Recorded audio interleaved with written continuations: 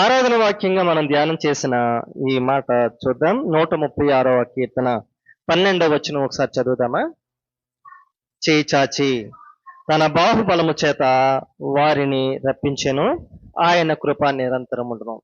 ఈ 36వ కీర్తన అంతటిలో ప్రతి మాట వెనక ఆయన కృప నిరంతరముండును, ఆయన కృప నిరంతరముండును అని మనకు కనిపిస్తుంది. ఆయన కృప నిరంతరముండును అని చెప్పడానికి ముందుగా ఈ మాట ఎంత బాగుంది చూడండి. ఆయన చేయి చాచి తన బాహుబలము చేత వారిని రప్పించెను. చెయ్యి చాచడము అంటే సహాయము చేయడం. ఓ ప్రమాదంలో ఉన్న వ్యక్తి అలా ఉన్నప్పుడు ఓ వ్యాన్ వస్తుంది, లేక ఒక వాహనం వస్తుంది, ఇతన్ని ఢీకొంటది అన్న సమయానికి ఈ వ్యక్తి ఏం చేస్తాడు? పక్కనే ఉన్నవాడు చెయ్యి చాపి పక్కకు లాగుతారు. అవునండి? లేకపోతే కాళ్ళతో తన్నుతాడా? తప్పుకో అని వచ్చి కాళ్ళతో తన్నుతారా? ఏం చేస్తారు? చెయ్యి పట్టుకుని లాగుతారు. ఆ రక్షింపబడిన వ్యక్తి అంటాడు, చెయ్యి ఎత్తి మీకు చాలా వందనాలండి, నన్ను రక్షించారు అంటారు. ఇక్కడ చెప్పబడిన మాట ఏమిటంటే కీర్తన భాగంలో చెయ్యి చాపి తన బాహుబలము చేత వారిని రక్షించారంట.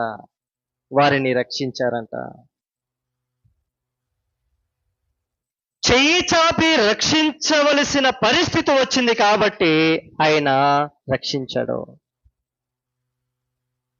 ఎవరి గురించి చెప్పబడుతుంది ఈ మాటలు అంటే, ఐగుప్తు దేశములో వారు పడుచున్న ఇబ్బందిని చూసి వారు పెట్టిన మొరకు దేవుడు కదిలి వచ్చి వారికి చెయ్యి చాచి సహాయము చేశాడు.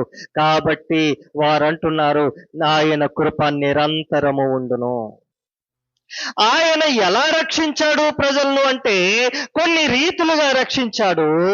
ఎక్కడి నుండి రక్షించాడో, ఏ పరిస్థితి నుండి రక్షించాడో మనము కొన్ని విషయాలు చూసే ప్రయత్నం చేద్దాం. చూడండి ఒకసారి 40వ కీర్తనను చూద్దాం. 40వ కీర్తన చదవండి. నాశనకరమైన గుంటల నుండి, జిగటగల దొంగ ఊబిల నుండి ఆయన నన్ను పైకి ఎత్తెను, నా పాదములు బండ మీద నిలిపి నా అడుగులు స్థిరపరిచెను. చాలండి. ఇక్కడ చెప్పబడిన మాట మనము ముందు చదివిన మాటకు చాలా దగ్గర సంబంధం ఉంది కదా. ఏమంటున్నారు ఆయన? తన చెయ్యి చాచి వారిని తన బాహుబలంతో రక్షించారంట. చెయ్యి చాచి రక్షించాడంట. ఇక్కడ కీర్తనకారుడైనటువంటి దావీదు గారికి కూడా అదే మాటను ప్రస్తావిస్తూ అంటున్నారు, ఆయన తన చేతితో రక్షించేవాడంట. ఎక్కడి నుండి? ఎలా రక్షిస్తాడంట? నాశనకరమైన గుంటలో నుండి. ఏంటండి? ఈ నాశనకరమైన గుంటకు నేను పేరు పెట్టాను. ఏమిటి అంటే, ఆ నాశనకరమైన గుంట అన్నదానికి నేను పెట్టిన పేరు లోకము. ఏంటండి? లోకము. ఈ నాశనకరమైన గుంట అనే ఈ లోకములో కూరుకుపోయిన చాలా మంది ప్రజలు, ఈ నాశనకరమైన గుంట అనే దానిలో పడిపోయినటువంటి చాలా మంది క్రైస్తవులను ఆయన పైకి లేపుతున్నారు. ఆయన చెయ్యి చాచి తన బాహుబలముతోటి వారిని పైకి లేపి ఆయన రక్షిస్తున్నాడు. ఈ మాటలు వింటున్న నా ప్రియమైన సోదరి, నా స్నేహితులారా, అడుగుతున్నాను ఈ ఉదయకాలమున, ఈ లోకము అనే నాశనకరమైన గుంటలు ఏమైనా కనిపిస్తున్నాయా మనకు? ఈ లోకం అనే నాశనకరమైన గుంట నీ కళ్ళ ముందు ఉందని నీకు అర్థమవుతుందా? నాశనకరమగు గుంట అంటే ఏంటి చెప్పండి? ఆ నాశనమునకు తీసుకుని వెళ్ళిపోయే ఒక బావి లాంటిది. ఆ బావిలో మనము కూరుకుపోయే పరిస్థితులు ఎన్నెన్నో. ఎలా అంటే దేవుని మందిరానికి రావాలండి, దేవుణ్ణి ఆరాధించాలండి. తల్లి అంటది, రే నాన్న చర్చికి వెళ్ళరా, మందిరానికి వెళ్ళరా, అమ్మ మందిరానికి వెళ్ళు ఆరాధించు ప్రభువుని అంటారు. ఈ లోపు వారి బంధువులు, స్నేహితులు, వారి చుట్టాలు, పట్టులు ఎవరో ఒకరు వచ్చి అలా కాదు, అంటే ఫంక్షన్ జరుగుతుంది, ఫంక్షన్కి వెళ్దాము అంటారు. దేవుని మందిరానికి వస్తే ఏముంటది మందిరంలో? వాక్యము, ప్రార్థన, సహవాసము, దేవునితో మాట్లాడి ఉంటాయి. కానీ ఫంక్షన్కి వెళ్తే ఏముంటాయి అక్కడ? రంగురంగుల మనుషులు, కలర్ఫుల్ గా కనిపించే వస్త్రాలు, ఆకర్షితంగా కనిపించే మేకప్లు, అనేకులను అట్రాక్ట్ చేసే పరిస్థితి, తినడానికి తినుబండారాలు, ఇష్టమైన ఆహార పదార్థాలు, ఇవన్నీ కూడా ఆ ఫంక్షన్ లో ఉంటాయి. అంతకు మించి సరదాలు, అంతకు మించి వారి యొక్క సంభాషణలు, ఇవన్నీ కూడా ఫంక్షన్ లో ఉంటాయి. ఇవి దేవుని మందిరంలో ఉంటాయా? అక్కడికి వెళ్ళడం వల్ల వచ్చేదేంటి, ఇక్కడికి వెళ్ళడం వల్ల పోయేదేంటి? దేవుని మందిరానికి వస్తే ఇప్పుడు నీకేమీ కలగదేమో, కానీ ఆ ఫంక్షన్కి వెళ్ళడం వల్ల నీ మనసు అంతా ఉల్లాసంగా, ఆనందంగా, ఎంతో హ్యాపీగా ఉంటది. కారణం అది లోకములో ఉన్నదంతయు ఏంటి? శరీరాశ, నేత్రాశ, జీవపు డంబం. శరీరాశ, నేత్రాశ, జీవపు డంబము. దీనికి ఉపయోగకరమైనవే ఆ ఫంక్షన్ లో ఆ కలర్ఫుల్ గా కనిపిస్తాయి. అడుగుతున్నాను, మనము నాశనకరమైన గుంట అనే దాని వైపు చూస్తున్నామా?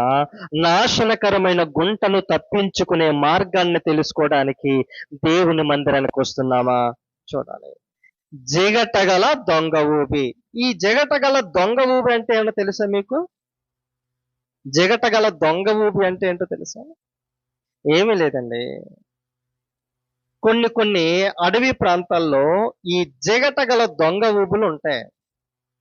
ఏమీ కనిపించదు, ఆరిన నేల ఉన్నట్టుగా, ఆ నేల మీద ఎండిన ఆకులు పడినట్టుగా ఓ భూమి భాగము ఉన్నట్టుగానే ఉంటది. నీవు అడుగు వేసిన తరువాత అమాంతం అలా దిగబడిపోతావు. అది ఎంత లోతుంటుందో ఎవరికి తెలియదు, అది ఎక్కడికి తీసుకుని వెళ్తుందో ఎవరికి తెలియదు. ఆ దొంగ ఊబి అనేది అమాంతం మనిషిని ఆ ఊబిలో కూరుకుని పోయేలా. నీళ్ళు అనుకోండి, ఏదో రీతిగా వీదుకునో గింజుకునో ఏదో రీతిగా రావచ్చు, కానీ ఈ దొంగ ఊహు ఉందే, ఈ చెయ్యి పైకెత్తనివ్వదు, ఈ చెయ్యి పైకెత్తనివ్వదు, ఈ కాలు కదలనివ్వదు, ఈ కాలు కదలనివ్వదు. అమాంతం అలా కొద్ది కొద్దిగా అలాగున తీసుకుని వెళ్ళిపోయి సమాధి చేసేస్తుంది. దొంగ ఊబి మనిషిని సమాధి చేసేస్తుంది ఉన్నట్టుండి అలాగున. కానీ పైకి చాలా చక్కగా గట్టి భూమిగానే ఉంటది, కానీ లోపల ఉన్నదంతా దొంగ ఊబి. నా స్నేహితులారా, ఈ ఉదయకాలమున ఈ ఆరాధన వాక్యముగా దేవుడు మాట్లాడుతున్న మాట ఏమిటంటే, ఆయన నాశనకరమైన గుంట నుండి తప్పిస్తాడు, జిగటగల దొంగ ఊబి లాంటి పరిస్థితుల నుండి కూడా ఆయన తప్పిస్తాడు. నిన్ను పట్టుకుని అటు ఇటు కదలలేకుండా దొంగ ఊబులు ఎన్నున్నాయో, పైకి లేవలేని, మెదలలేని, చెయ్యి కూడా కదపలేని దొంగ ఊబులు వంటి ఊబులు ఎన్నున్నాయో ఆలోచించండి నా స్నేహితులారా. ఇలాంటి దొంగ ఊబిల్లో చిక్కుబడిపోయినటువంటి సోదరులు, చెల్లెళ్ళు, తమ్ముళ్ళు, చాలా మంది క్రైస్తవులు ఎంతమంది ఉన్నారో.